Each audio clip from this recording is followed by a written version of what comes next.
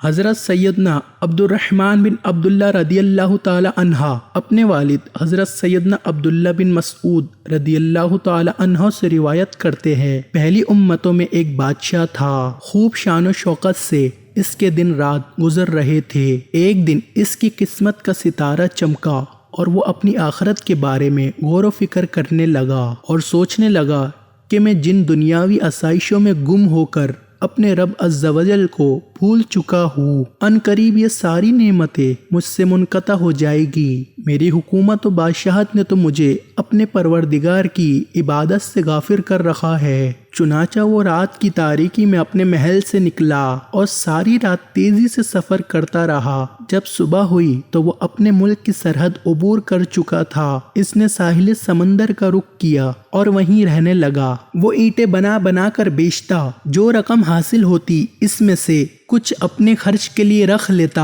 اور باقی سب صدقہ کر دیتا۔ اسی حالت میں اسے کافی عرصہ گزر گیا۔ بالآخر اس کی خبر اس ملک کے بادشاہ کو ہوئی تو اس بادشاہ نے پیغام بھیجا، مجھ سے آ کر ملو، لیکن اس نے انکار کر دیا اور بادشاہ کے پاس نہ گیا۔ بادشاہ نے پھر اپنا قاصد بھیجا اور اسے اپنے پاس بلوایا۔ اس نے پھر انکار کر دیا اور کہا، بادشاہ کو مجھ سے کیا غرض اور مجھے بادشاہ سے کیا کام کہ میں اس کے پاس جاؤں۔ جب بادشاہ کو یہ بتایا گیا تو وہ خود گھوڑے پر سوار ہو کر ساحل سمندر پر آیا۔ جب اس نیک شخص نے دیکھا کہ بادشاہ میری طرف آ رہا ہے تو اس نے ایک طرف دوڑ لگا دی۔ بادشاہ نے جب اسے بھاگتا دیکھا تو وہ بھی اس کے پیچھے پیچھے بھاگنے لگا، لیکن وہ بادشاہوں کی نظروں سے اوجھل ہو گیا۔ جب بادشاہ اسے نہ ڈھونڈ سکا تو بلند آواز سے کہا، اے اللہ کے بندے، میں تجھ سے کچھ بھی نہیں کہوں گا، تو مجھ سے خوف زدہ نہ ہو، میں تجھ سے ملاقات کرنا چاہتا ہوں۔ جب اس نیک شخص نے یہ سنا تو وہ بادشاہ کے سامنے آ گیا۔ بادشاہ نے اس سے کہا، اللہ تجھے برکت عطا فرمائے، تو کون ہے اور کہاں سے آیا ہے؟ اس نے اپنا نام بتایا اور کہا،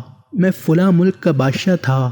جب میں نے غور و فکر کیا تو مجھے معلوم ہوا کہ میں جس دنیا کی دولت میں مست ہوں یہ تو عنقریب فنا ہو جائے گی، اور اس دولت و حکومت نے تو مجھے غفلت کی نیند سلا رکھا ہے۔ چنانچہ میں نے اپنے تمام سابقہ گناہوں سے توبہ کی اور تمام دنیاوی آسائشوں کو چھوڑ کر دنیا سے الگ تھلگ اپنے رب کی عبادت کرنا شروع کر دی۔ اللہ میری اس کاوش کو اپنی بارگاہ میں قبول و منظور فرمائے۔ جب بادشاہ نے یہ سنا تو کہنے لگا، میرے بھائی، جو کچھ تو نے کیا میں تجھ سے زیادہ اس کا حقدار ہوں۔ یہ کہتے ہوئے وہ گھوڑے سے اترا اور اسے وہیں چھوڑ کر اس نیک شخص کے ساتھ چل دیا۔ چنانچہ وہ دونوں بادشاہ ایک ساتھ رہنے لگے اور اب وہ ہر وقت اپنے رب کی عبادت میں مصروف رہتے، اور انہوں نے دعا کی، اے ہمارے پروردگار، ہمیں ایک ساتھ موت دینا۔ چنانچہ ان دونوں کا ایک ہی دن انتقال ہوا اور ان کی قبریں بھی ایک ساتھ ہی بنائی گئی۔